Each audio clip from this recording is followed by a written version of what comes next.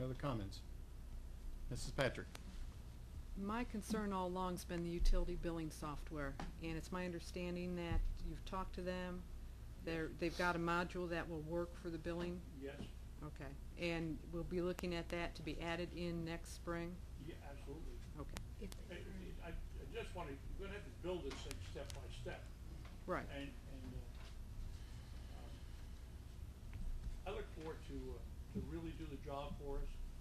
And hopefully, I'm expecting it will last at least another 15 years, maybe 20. To see a system last 20 years, I don't know how many, most of these places, how many computer systems they've gone through. No way. But anyway, Changes every year.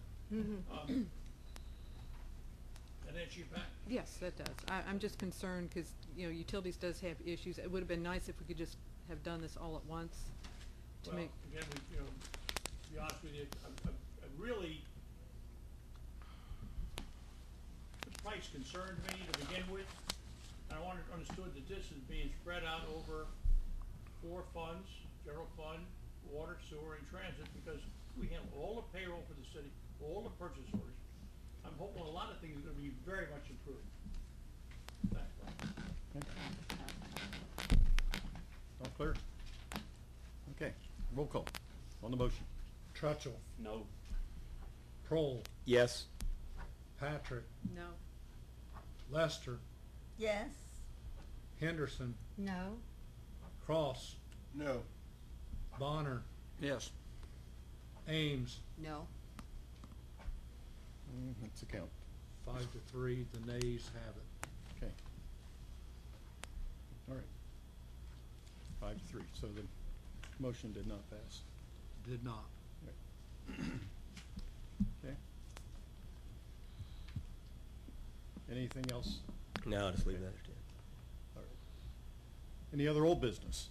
What about the other 2 items? Is that all 3 of them? I thought we No, were no, gonna it do was, this. it was an individual motion for just Oh. one item at a time. All right, Yeah. good enough. Okay. Other old business, Mr. Trutchell? Thank you. With regard to the deer legislation, as long as I've been on council in the first ward, I've always heard, what are you gonna do about the deer? Well, I had several meetings last year. One meeting, 50 people attended. 47 people were for deer hunt, 3 were not. We had several other meetings. The several other meetings that I announced to have, very few people showed up. This year's meeting was attended by the police chief, his captain, myself, Mr. Cross, Mrs. Ames. After I announced at several council sessions this meeting was going to happen, the media didn't even show up, who you catch heck from all the time about being open, having open meetings. But this is what we go through in a process of trying to get something done that the general public is for. First of all, most of the deer crashes that happen anywhere are not reported. They're minor damage. Deer are killed. 4 deer were killed on one particular Friday afternoon here in Chillicothe last year. Not a one of them were reported as an accident, although the police showed up to dispose of the deer or help dispose of the deer. That did happen. But as far as quoting numbers, as far as how many deer were killed, that's impossible. They are wounded, run off, and die. There are other ways. As far as children are concerned, it was proven and talked about in numerous meetings that children have more to fear from the deer than they do the hunters.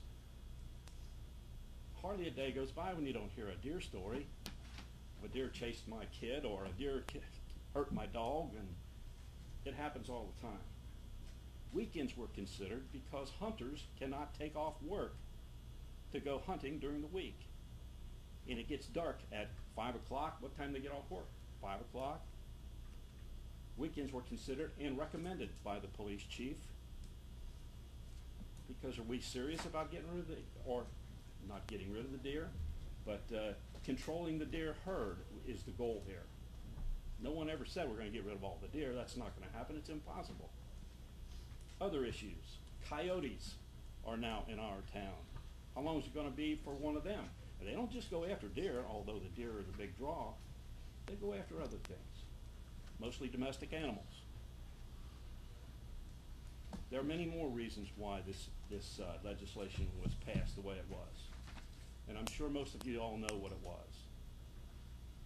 But the general public gets swayed by a lot of misconceptions that are thrown over by one person on a microphone, and that's not right to the general public or anybody else.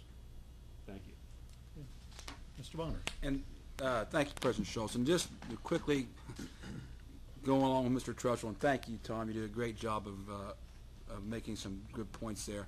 I will say, after 29 years of teaching and coaching in this community, I know these children pretty well.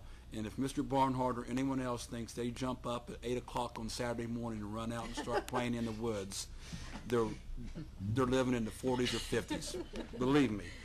I would love to drag some of those kids out to run and play in the woods. So, and I'm not making light of this, because certainly there's no guarantee no one will ever get hurt, but believe me, I feel very confident that our children will be safe.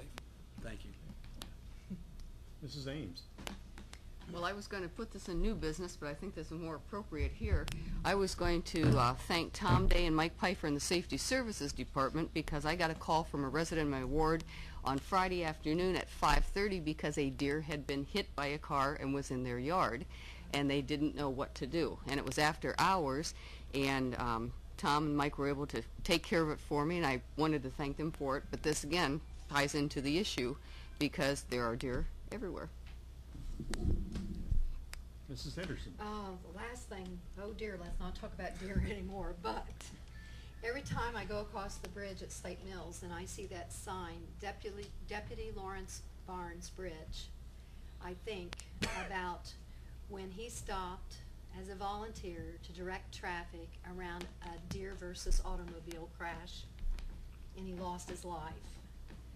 And I get kind of antsy. I, as a mother, don't like to have bow hunting anywhere near me or around or all that, but deer are a hazard, and there's no good way. I live near where the Adena mansion is, and they've had selective thinning of the herds by the Ohio Department of Natural Resources over time. And but they run around a lot, especially on the west end, the hills, and down towards the cemeteries and so forth, and we'll never know the cost of the deer. And it's just the fact that this was once a beautiful valley, and they had it all to themselves, and we're kind of in their way. But I also thought that when I was reading the school enrollment figures is that there's an awful lot of homeschooling. And I used to be, you could drive down the street, and if you saw a youth walking down the road, you'd think, why aren't they in school? They must be truant, because they used to send the assistant principals out to go chase down kids that weren't in school during regular hours. But it's hard to say even Monday through Friday anymore, because with homeschooling, there are a number of youths always out. So there's no good time to have a deer hunt ever, but they are a pest with us humans. And I just wish that we didn't have an abundance out there on Route 50 West, and maybe Lawrence Barnes would have been here. So, you know, it's 6 of one, half dozen another, and we're not 100% perfect as a council, but I know we all wanted to do what was right, and I respect every decision in that. And it's just something that we have to live with. So that's it. Any other old business this evening? Okay. So Mr. Folsom, any petitions or correspondence to report? Yes, Mr. President, I did receive 2 notices from the Ohio Division of Liquor Control. One of them in reference to issuance of permits to Steve Messer, doing business as Happy's at 1641 North Bridge Street, and the other one in reference to transfer of permits from Freight Sales Incorporated, 1000 Ashland Road, Madison Township, Mansfield, Ohio, to Freight Sales Inc., High and Orange Duke Duchess at 741 Safford Avenue here in Chillicothe. That's all I have, Mr. President. Okay, thank you. New business. Mrs. Patrick. I'd just like to thank the garbage crews that went through my alley this morning on Sunday.